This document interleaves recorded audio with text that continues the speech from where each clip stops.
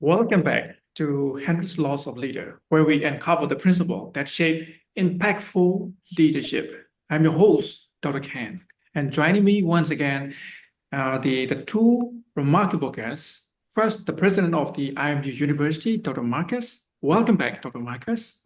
Thank you, Dr. Ken. It is a wonderful to continue this journey with you.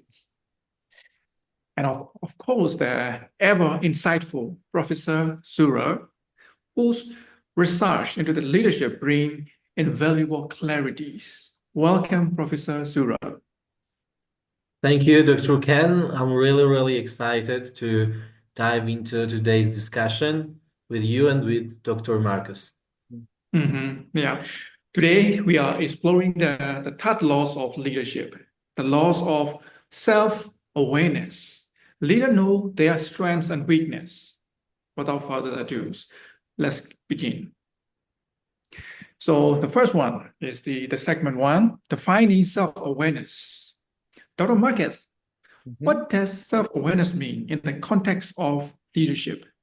Yeah, it's a good. Self-awareness is the ability to understand and acknowledge your strengths, weakness, emotions, and motivations.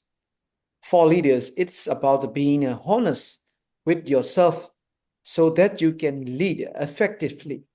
Self-aware leaders leverage their strengths while addressing or compensating of their weakness. That's yeah. Yeah, that's great. Mm. Professor Zura, what does research reveal about the roles of self-awareness in leadership success? Thank you for the question, Dr. Ken. Studies show that self-aware leaders build stronger teams and foster trust because they are authentic and relatable. Interestingly, companies with self-aware CEOs tend to perform better. One study found a 16% higher return on equity, ROE, compared to less self-aware peers. Self-awareness also reduces blind spots that can lead to poor decision making. Yeah, that's awesome because both of you really inspire me with one of you gave me the data and the Dr. Marcus gave us the inspiring thought. Thank you so much. So that's really fascinating. And it's clear that knowing oneself is the foundation for leading others. So let's move into the next segment number two. Example of self-aware leaders. Let's look at the same example of the self-aware leader. Dr. Marcus, who stand out to you? And one great example in the, as you know, CEO of Microsoft, Satya Nadella, one he took over in the 2014. He acknowledged the company weakness, including its rigid culture, and made empathy and collaborations central to its transformations. His self-awareness allow him to inspire change across the organizations. Professor I Zura, can bring another great example. That is Oprah Winfrey. She is often spoken about understanding her strengths, like connecting with audiences, and as well recognizing her limits, such as delegating technical tasks. This clarity has helped her to build the media empire while staying true to her values. Yeah, those are the excellent example. Dr. Marcus, how can self-awareness improve decision making?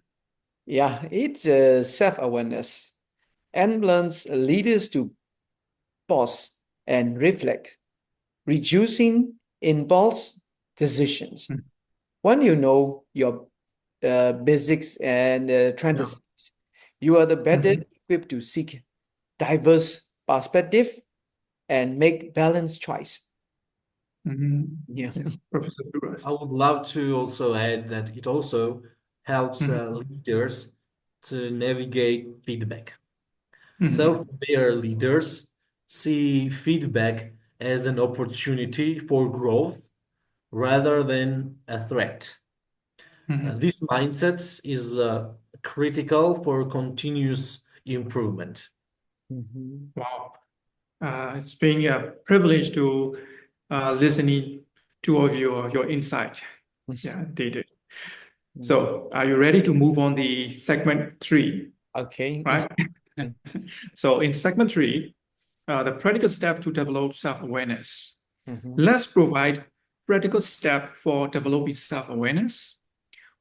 What would you recommend, Professor Zura?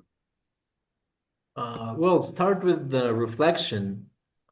Take time to assess your performance, emotions, Yeah. and decisions daily or weekly.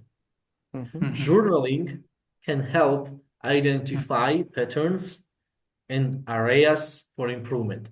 This is Oh, kind of collecting a data for yeah. Yeah, yourself to improve. Yeah. I added seeking the feedback from the yeah. trusted colleague or mentor. They often see the strengths and weakness that you might overlook. Took like a 360-degree feedback assessment Yeah. can also be a valuable. Yeah. And mindfulness practices as well are another powerful tool. Being present and attuned to your thoughts and also feelings enhances self-awareness over time, and you will always see the result of it. Yeah, that's a great suggestions. These are the really excellent one. Yeah. Let's not forget about the embracing the vulnerabilities and the admitting mistakes are also signs of strong self-awareness.